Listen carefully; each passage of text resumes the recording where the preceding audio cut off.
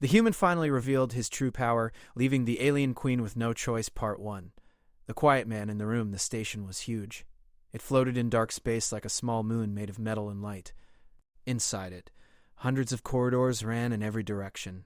The halls were wide and bright, and the air smelled like something sweet that no human had ever smelled before. This was the Valerian Station, and it belonged to one of the oldest and most powerful empires in the galaxy. The Valerian Empire had been around for thousands of years. They had built worlds. They had ended wars.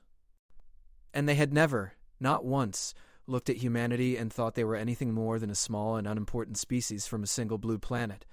Lucas Hale walked through one of those bright corridors with slow and steady steps. He was not a tall man. He was not broad or strong-looking. Dark coat over plain clothes, and his face was calm like a lake on a morning with no wind. He carried nothing with him. No bag, no weapon, no device. Just his hands in his pockets and his eyes moving gently from one thing to the next, taking in everything around him without showing much on his face at all. He was the human envoy, the one person that Earth had sent to this peace summit, and almost no one here thought that mattered. Behind him walked Mara Cole. She was younger than Lucas by about 10 years. She had short brown hair and bright eyes that moved fast, like she was always reading something. She carried a small bag over her shoulder and kept glancing at Lucas as they walked. She had been working with him for 3 months now, and she still did not fully understand him. He was polite. He was kind. He smiled when people talked to him, but there was something behind his eyes that she could not put a name to. It was not cold. It was not hard. It was more like a deep well, one that went far down, and she could not see the bottom. "They are not going to listen to us," Mara said in a low voice. "Have you seen the way they look at us?" Lucas did not turn his head. He just nodded, once, in a gentle way. "It does not matter," he said. His voice was soft and quiet, like someone who did not need to raise it to be heard. "We are not here to be listened to. We are here to listen." Mara opened her mouth to say something else, but then they turned a corner and the large doors to the main hall opened in front of them. She closed her mouth and followed him inside. The hall was enormous. The ceiling was so high that it looked like the sky. The floor was made of smooth, dark stone, and in the center of the room there was a long, round table. Around it sat the delegates from every species that had been invited to this summit. The Kren were on one side. They were tall and thin, with gray skin and long fingers that moved all the time, like they were always nervous. The Dealosi sat across from them. They were shorter and rounder, with soft blue skin and large, gentle eyes. They did not look nervous at all. They looked tired. And at the far end of the table, on a raised chair that was higher than all the others, sat Queen Saritha. She was beautiful in a way that was not warm. Her skin was silver, and her eyes were a deep violet color. She wore a long dark robe with gold on the edges, and she sat very still, like a statue that had been placed there on purpose. Her hands rested on the arms of her chair, and her fingers did not move at all. She watched the room the way a hunter watches a field. Nothing escaped her attention. Nothing moved without her knowing. Lucas walked to the human seats on the far side of the table. He pulled out his chair, sat down, and folded his hands on the table in front of him. He did not look at the queen. He did not look at the other delegates with any kind of challenge or pride. He just sat there, calm and still, and waited. Mara sat next to him and leaned close. "She is watching you," she whispered. "I know," Lucas said. He did not change his face. The summit began. The first 2 days were slow. The Valorian leaders talked about trade routes and border lines. The Kren argued about old debts that had not been paid. The Dealosi tried to keep the peace, but even they were getting tired of the back and forth. Lucas said very little during these sessions. He listened. He watched. Sometimes he wrote something small on a piece of paper in front of him, but he never showed it to anyone.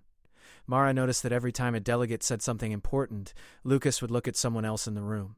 Not in an angry way, more like he was connecting pieces of something in his mind, something no one else could see. On the third day, everything changed.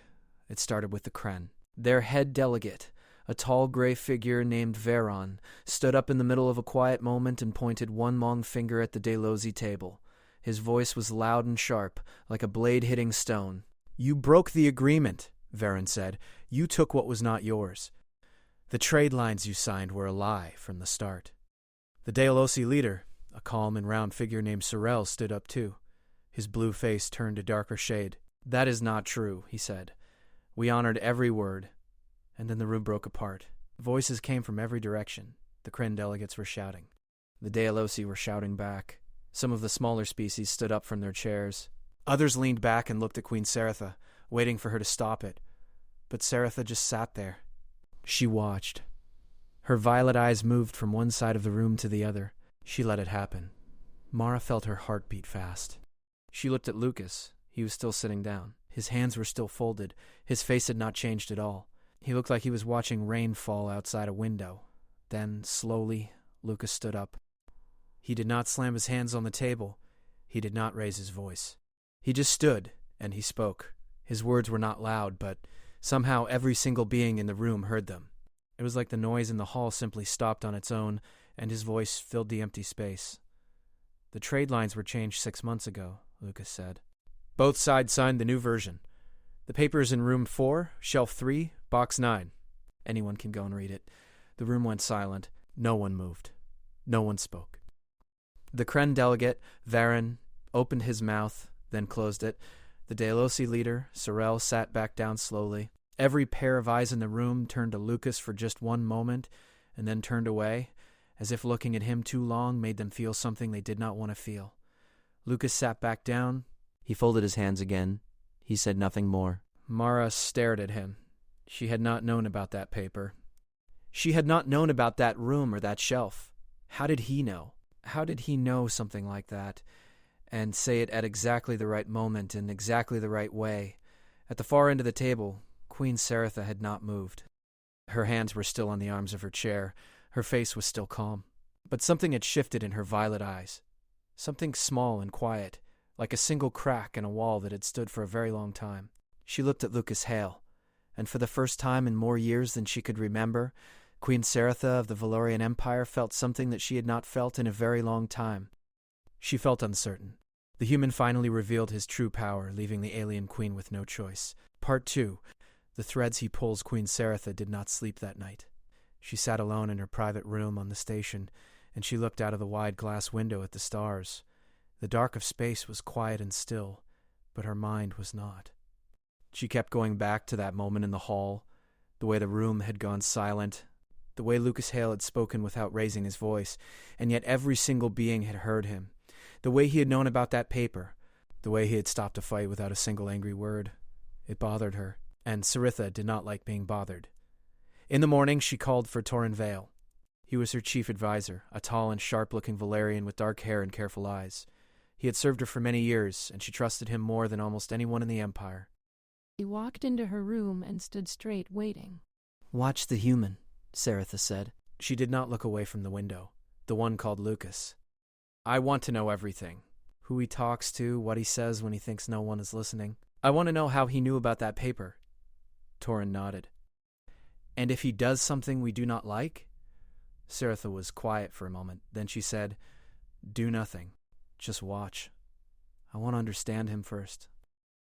Torrin left the room without another word. Lucas did not know he was being watched. Or if he did not show it. That morning he walked out of the human quarters and into one of the lower halls of the station. This part of the station was older. The walls were darker, and the lights were not as bright. It was the kind of place where people went when they did not want to be seen by too many others. He found a small room near the back of the station. It was not a meeting room. It was not important in any way. But when Lucas knocked on the door, a Kren figure opened it. This was not Varon, the angry delegate from the hall. This was an older Kren, smaller and quieter, with tired gray skin and slow, careful eyes. His name was Dresh. Lucas stepped inside. The door closed behind him. Torrin Vale watched from the corridor. He could not hear what was said inside the room, but he saw Lucas stay for almost 2 hours. When Lucas came out, he was calm, the same way he was always calm. But Torrin noticed something. Lucas was smiling. It was a small smile, not a big one, but it was real. Lucas went to 2 more rooms that day. One belonged to a Daelosi elder named Pell, a soft-spoken figure who sat in a chair and listened to Lucas with wide, gentle eyes. The other room belonged to a species called the Torvani, a quiet and forgotten group that almost no one at the summit paid attention to. Lucas spent the longest time there. Maricole followed him from a distance. She did not spy on purpose. She was just curious. She saw him enter and leave these rooms, and each time he came out, there was that same small smile on his face, that same calm in his body, like he had just finished doing something that felt good and right. That evening, back in the main hall, something changed. It was not loud. It was not dramatic, but Mara saw it. The Delusi elder Pell stood up during the quiet break and walked over to the Kren side of the table. He did not go to Veron. He went to Dresh, the older Kren that Lucas had visited that morning. The two of them talked in low voices for a long time. Then Pell did something that made several beings in the room turn their heads. He put his hand on Dresh's arm in a gentle way, like he was greeting an old friend. Dresh did not pull away. Mara looked at Lucas. He was sitting in his chair, hands folded, watching this happen with that quiet calm on his face. He did not look surprised. He did not look proud. He just looked like a man who had planted a seed a long time ago and was now watching it grow. The next morning, the summit moved into a new session. This time, Lucas spoke. But he did not speak to argue or to make a point. He stood up in a gentle way and said that he had learned something interesting.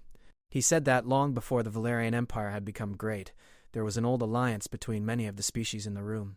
An alliance built on sharing, on helping each other when times were hard. He said he had found records of this alliance in old files on the station, and that anyone could read them if they wanted to. The room was quiet. Some delegates looked at each other. Some looked at Queen Saritha. She sat in her high chair and said nothing, but her eyes were on Lucas again. Lucas sat back down.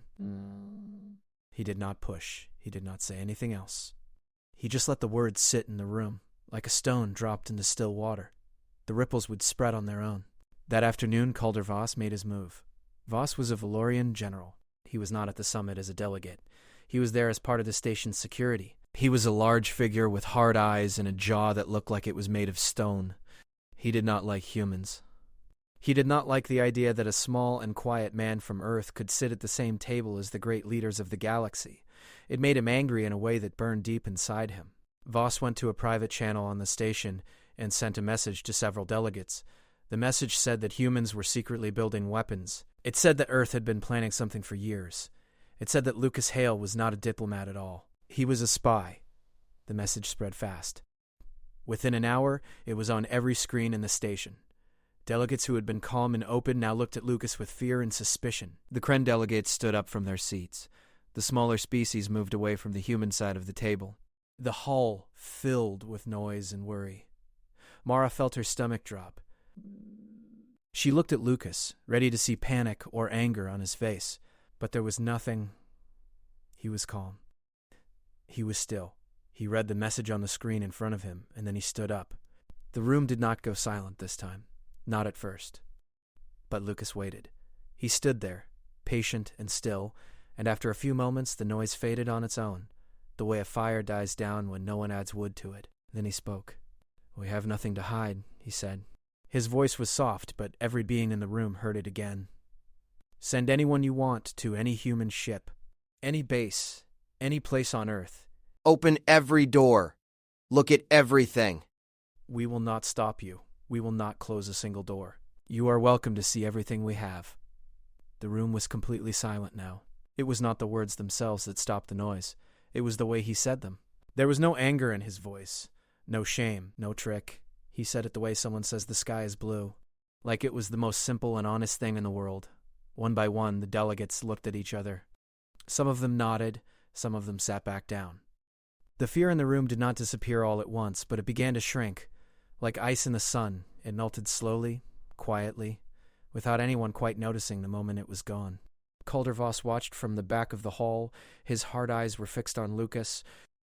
His jaw was tight. His plan had not worked. And he knew in a way that made his chest feel heavy that it was never going to work against a man like this. At the high chair, Queen Saritha watched Lucas sit back down. She watched him fold his hands on the table. She watched the calm return to the room like water finding its level after a storm. And she thought to herself very quietly that this man was not playing the same game as everyone else in the room. He was playing something else entirely. Something she had not seen before. Something she did not yet have a name for. But she was going to find out. The human finally revealed his true power, leaving the alien queen with no choice. Part 3. What the queen sees. Queen Sareth had made a decision. She was going to meet Lucas Hale alone. She did not tell Torin Vale about it. She did not tell any of her advisors. She sent a single short message to the human quarters that evening. It said only this: "Come to room 7 on the top floor. Come alone. Bring nothing." Lucas read the message. He folded the small paper and put it in his pocket. Then he looked at Mara Cole, who was sitting across from him reading something on a screen. "I have to go somewhere," he said. Mara looked up. "Where?" "The Queen wants to talk to me." Mara's eyes went wide. She opened her mouth, but Lucas was already standing. He gave her a small nod, the kind that said everything is fine, and then he walked out of the room. Room 7 was at the very top of the station. The elevator ride was long and quiet. When the doors opened, Lucas stepped into a hall that was different from the rest of the station. The floor was made of dark polished stone. The walls were smooth and clean with no lights on them. The only light came from a large window at the end of the hall. Through it, the stars burned like white fire against the black. The door to room 7 was open. Lucas walked in. The room was not large, but it felt large. The ceiling was high and the walls were bare. There was nothing in the room except 2 chairs. They faced each other with a small space between them. Queen Saratha was already sitting in one of them. She wore a simple robe this time, not the long and golden one she wore in the main hall. She looked different without it. Smaller, more like a person and less like a ruler. Lucas walked to the other chair and sat down. He did not bow. He did not look away. He just sat, the way he always sat, with his hands on his knees and his back straight and his eyes calm. For a long time, neither of them spoke. Saritha studied him. She looked at his face, his hands, the way he held his body. She was looking for something. A crack, a hidden edge, some sign that this quiet and humble man was hiding something dark or dangerous underneath. She had been a queen for a very long time. She had met thousands of leaders and diplomats and warriors. She knew what a liar looked like. She knew what a coward looked like. She knew what power looked like when it tried to hide itself. But Lucas did not look like any of those things. "You are not afraid of me?" Saratha said at last. Her voice was soft and low, like the sound of wind moving through tall grass. Lucas looked at her. "No," he said. "I am not. Most beings are, I know." Saratha tilted her head. Why are you not? Lucas thought about this for a moment. Not a long moment. Just long enough to show that he was taking the question seriously. Then he said, "Because fear does not help anyone in this room. And I am here to help." Saritha was quiet again. She let his words sit in the air between them. She did not argue with them. She did not question them. She just let them be there, and she watched his face to see if they were true. Then she asked him to tell her about humans, not about human ships or human technology or human politics. She did not want to know about any of that. She wanted to know about the people, how they lived, how they became what they are. Lucas nodded. And then he began to talk. He told her about the early days of humanity. A very long time ago, humans lived on a small blue planet. They were not the strongest animals on that planet. They were not the fastest. They did not have claws or fangs or thick skin. There were creatures on Earth that could kill a human with one strike. And yet humans survived. They did not survive because they found a way to be stronger than those creatures. They survived because they chose each other. When one human was hurt, the others would carry him. When one human was hungry, the others would share what little food they had. When one human was scared in the dark, the others would sit close and tell stories until the fear went away. It was not always perfect. Humans made mistakes. They fought with each other sometimes, but at the very center of who they are, there is something that has been there since the very beginning. A pull. A need. A deep and quiet force that tells them, take care of the ones around you. Saritha listened to all of this without moving. Her violet eyes did not leave Lucas's face. When he finished, the room was very still. "You tell this story like it is the most important thing in the world," Saritha said. "It is," Lucas said. "It is the reason we are still here."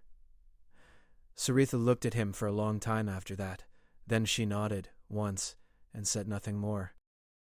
Lucas left the room a few minutes later. He walked back down the long corridor and into the elevator. Saritha stayed in her chair and looked out at the stars through the window. She felt something moving inside her chest that she had not felt in a very long time. It was not anger. It was not fear. It was something softer, something that made her think about things she had not thought about in years. But it was not until later that night that everything changed. The alarm went off at the second hour of the night cycle. A sharp and loud sound that filled the station and woke everyone up. Mara Cole jumped out of her bed and grabbed her bag.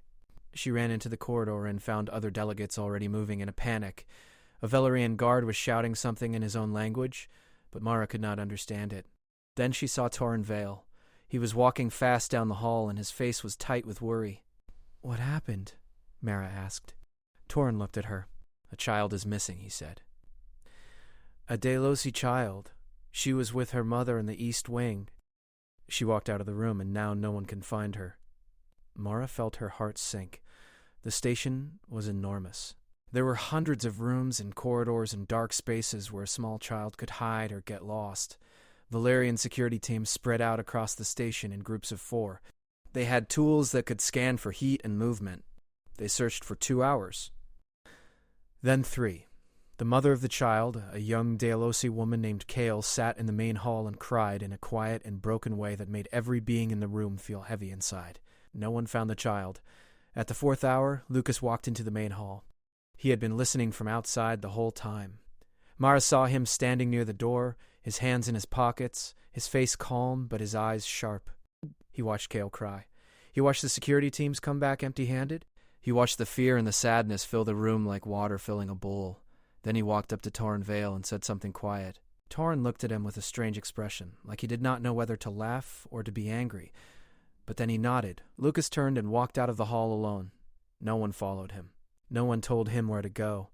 He walked through the corridors by himself, slow and steady the way he always walked. He did not use a scanner. He did not call out the child's name. He just walked, and he listened. It took him almost an hour. He went deeper into the station, past the rooms where the delegates slept, past the halls where the lights were bright, into the older parts of the station where the air was cool and the shadows were long. He stopped at a cargo bay near the very back of the station. The door was heavy and dark. He pushed it open and stepped inside.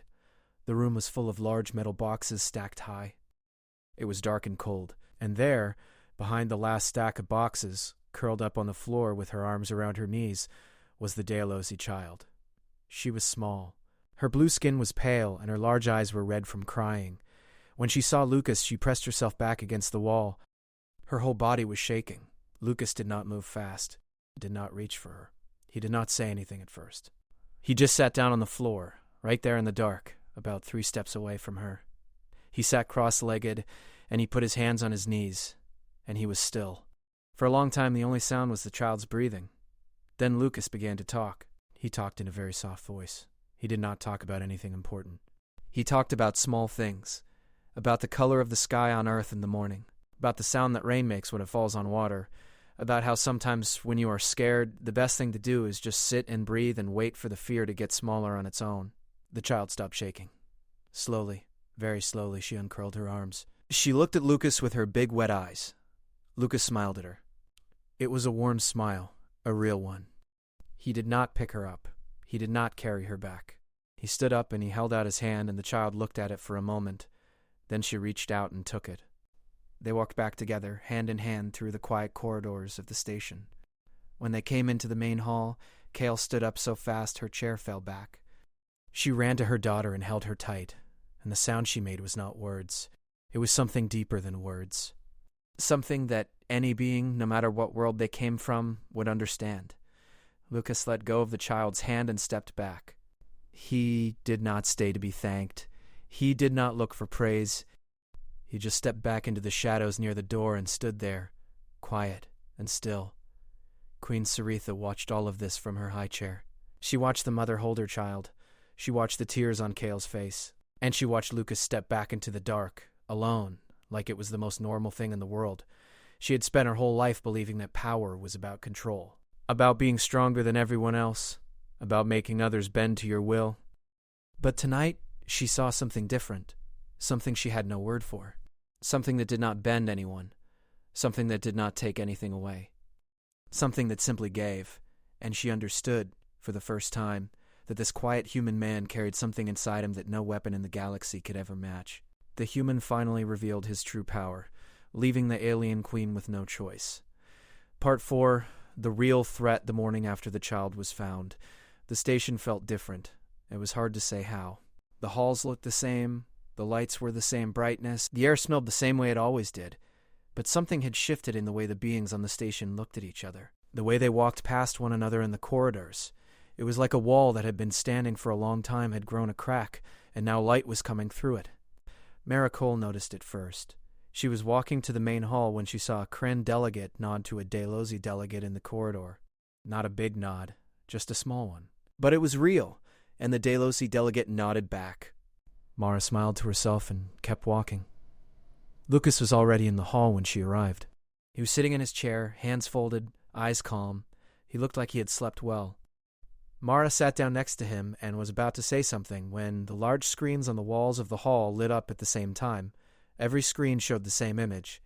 It was a map of dark space. And on that map, moving closer to the station like a slow and heavy shadow, was a fleet of ships. They were black and sharp, like blades floating in the dark. There were many of them, more than Mara could count. The room went cold.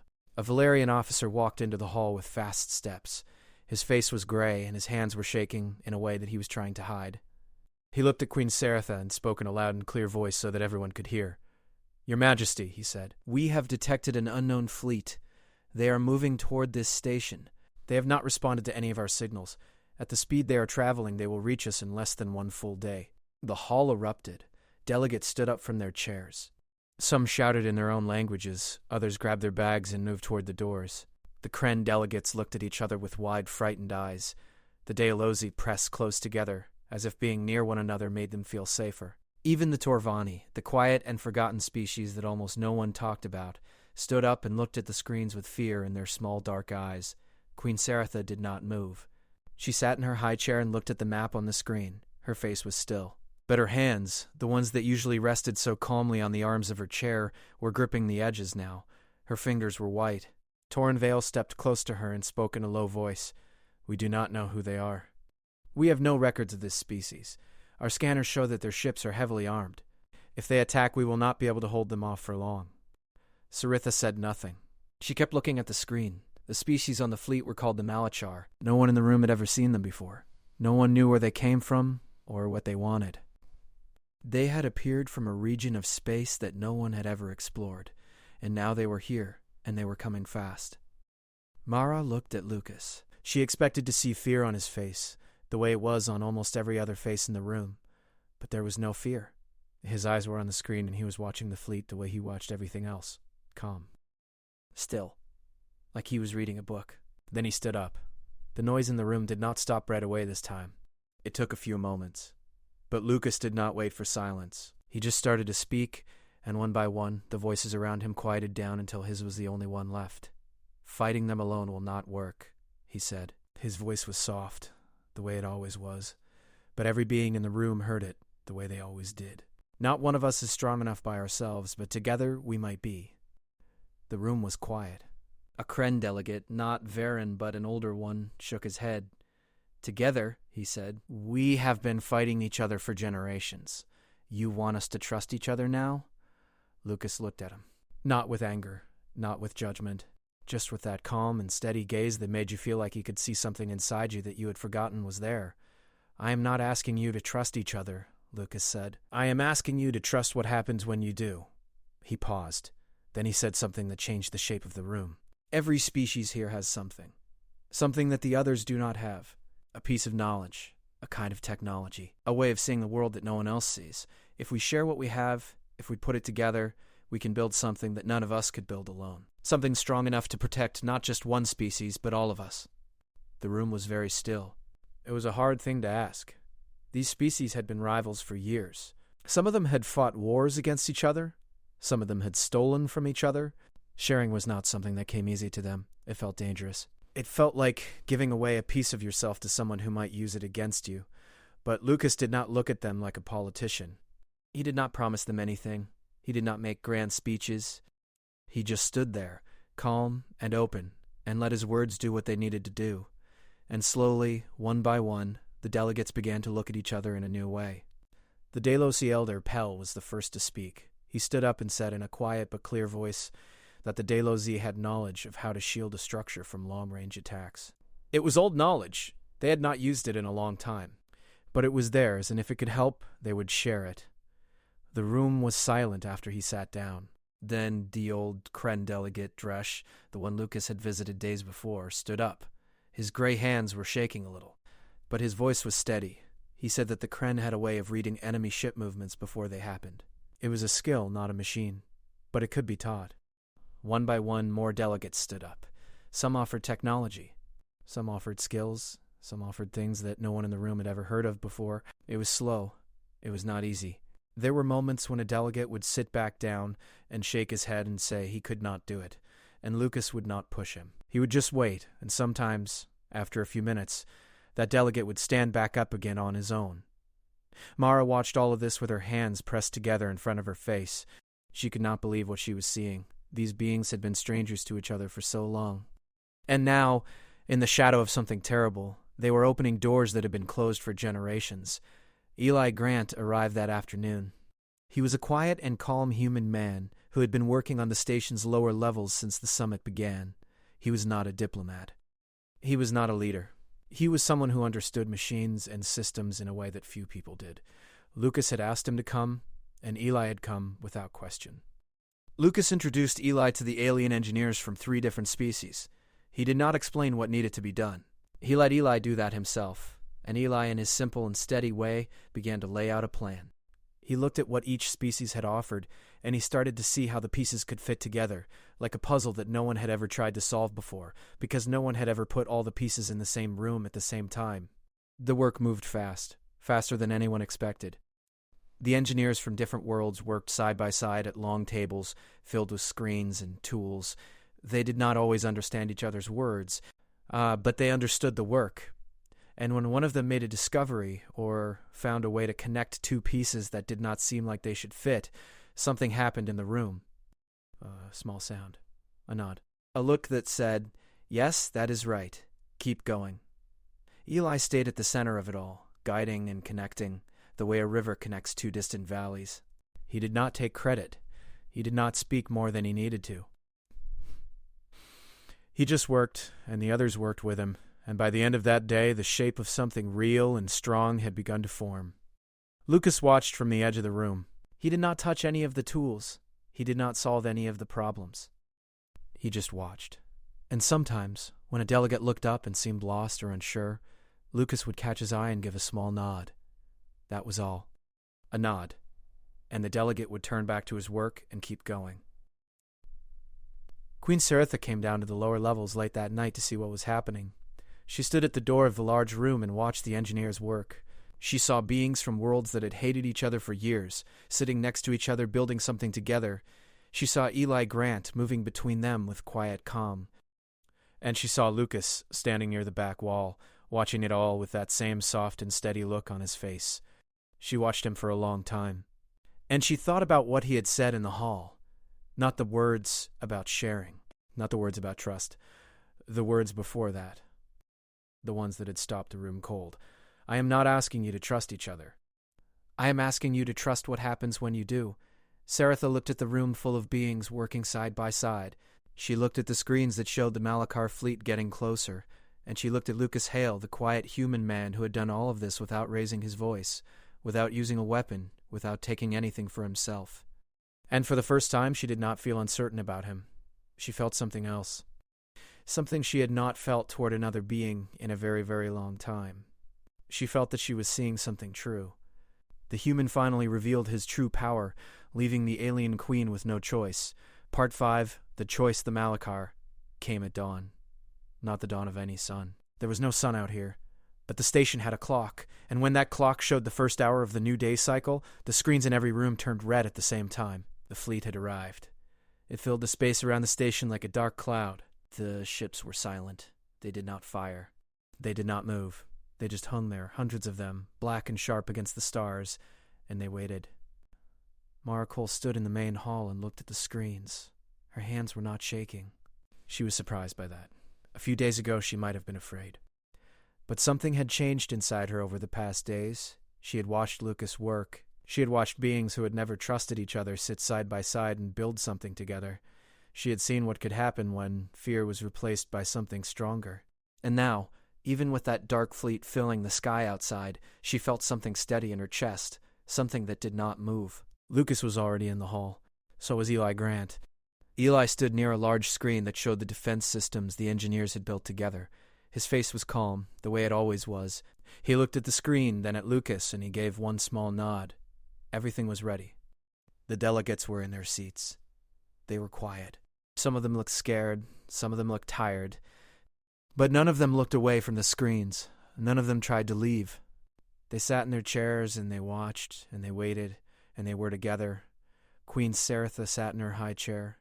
Her hands rested on the arms of the chair the way they always did. Her face was still, but her eyes were not cold this time. They were sharp and alert, like someone who was about to do something important and knew it. The first Malachar ship fired. The blast hit the outer shield of the station. The whole station shook. A deep and heavy sound moved through the walls and the floor, and for a moment, every being in the room felt it in their bones. Alarms went off, red lights flashed, but the shield held. It held because it was not just one species' shield. It was all of them. The Delosi knowledge of how to block long-range attacks was woven into it. The Kren skill of reading enemy movements was feeding information into it in real time, so the shield could adjust and move before the next blast came. The Torvani had given something too, a way of spreading energy across a large area so that no single point could be hit hard enough to break through, and there were other pieces from other species, small and quiet contributions that no one would ever know the names of, but that held the whole thing together the way threads hold a cloth. Eli Grant sat at the main control and watched the numbers on his screen. He spoke into a line that connected to the engineers on the lower levels. His voice was steady and clear. He told them what was coming. He told them where to focus. He told them when to shift and when to hold. And they listened. Every single one of them listened, no matter what world they came from. The Malachar fired again and again. Each time, the station shook. Each time, the shield held. But Mara could see on the screens that the energy was being used up. The shield was getting weaker, little by little, with every blast. It could not go on like this forever. Then the Malachar ships began to move. They did not come in one big wave. They came in groups, some from the left, some from the right, some from above and some from below. They tried to surround the station. They tried to find the weak spots. They were smart. They had done this before. They knew how to break through a defense.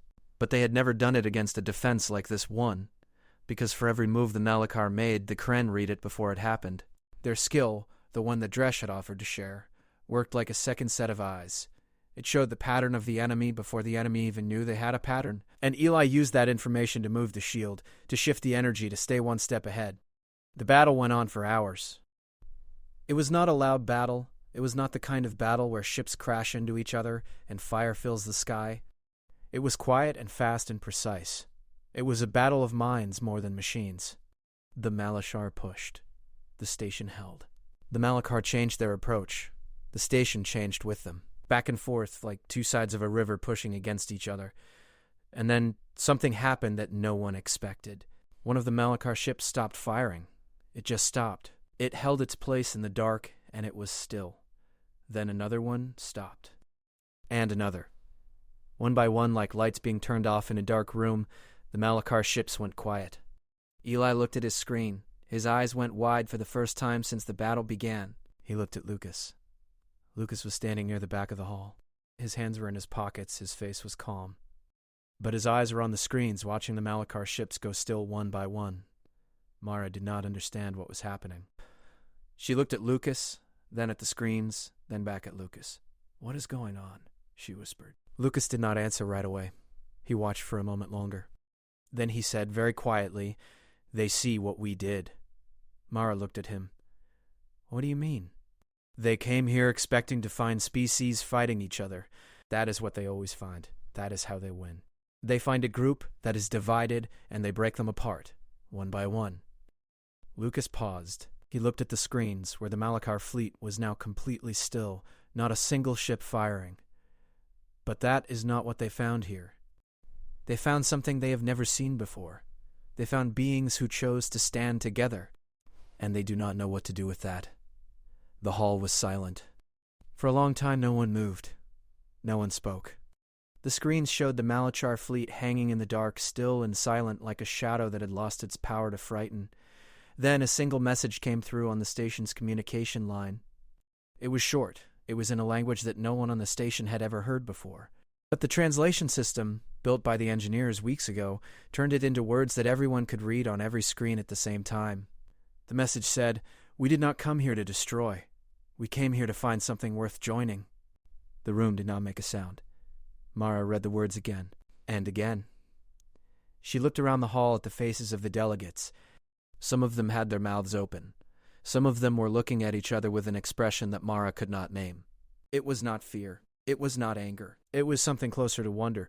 Queen Saratha read the message too. She sat in her high chair and she was very still. Her violet eyes moved from the screen to Lucas.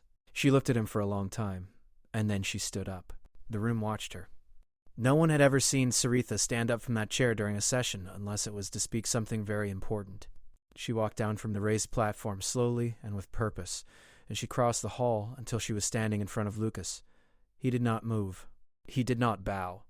He just stood there, the way he always stood, calm and open and still.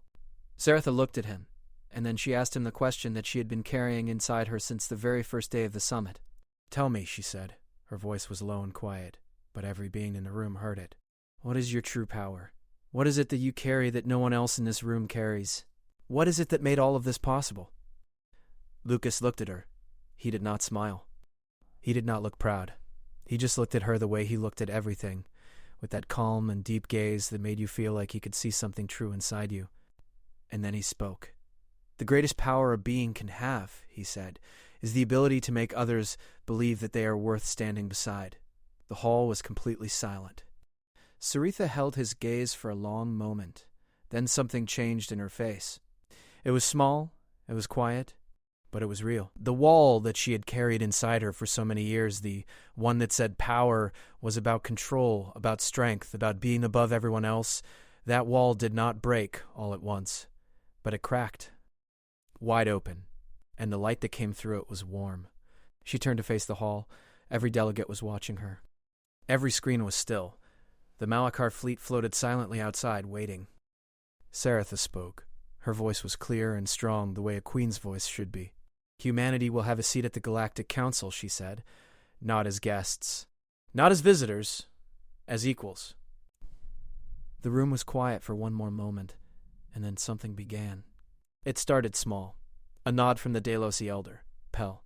A slow breath from the old Kren delegate, Dresh. A quiet sound from the Torvani that might have been a word in their language, or might have been something deeper than words. And then one by one the delegates began to nod. Some of them smiled. Some of them did not. But they all nodded. Mara Cole watched all of it from her seat. She watched the delegates. She watched Saratha walk back to her chair. She watched the screens, where the Malachar fleet was beginning, very slowly, to drift closer, not as enemies now, but as something else, something new. And then she looked at Lucas. He was already walking toward the door. He did not stop to hear the rest. He did not wait for anyone to thank him. He just walked, slow and steady, the way he always walked, with his hands in his pockets and his back straight and his face calm. Mara stood up and followed him out into the corridor. The hall was still behind them, full of voices and movement, and the quiet sound of something beginning. Lucas walked toward the elevator. Mara walked beside him. Neither of them spoke for a while. The corridor was long and bright, and through the windows on the far wall, the stars burned white and still. "You knew," Mara said at last. You knew they would stop. "The Malachar. You knew what they were looking for." Lucas looked at her. He did not deny it. He did not explain it. He just nodded once, in that gentle way of his. "How?" Mara asked. Lucas was quiet for a moment. Then he said, "Because it is what we would have done." She thought about that. She thought about everything she had seen over the past days. The quiet man in the hall who had stopped a fight with one sentence. The man who had opened every door and invited the whole galaxy to look inside. The man who had found a lost child in the dark with nothing but patience and a soft voice. The man who had brought rival species together and made them build something they could never have built alone. She thought about all of it, and she understood. Lucas Hale had not won anything. He had not defeated anyone. He had not taken power or control or glory. He had simply shown the galaxy what it looked like when beings chose to stand together. And that, in the end, was the most powerful thing any of them had ever seen. The elevator doors opened. Lucas stepped inside. Mara stood at the door and watched him. He turned and looked at her, and this time he smiled. A real smile. A warm one. "Come on," he said. "There is a lot of work to do." Mara smiled back, and she stepped inside. The doors closed. And behind them, through the windows of the corridor, the stars burned on, quiet and still, the same way they had always burned. But the space between them felt different now, a little less empty. A little more full of something that had no name, but that every being who had been in that hall that day would carry with them for the rest of their lives.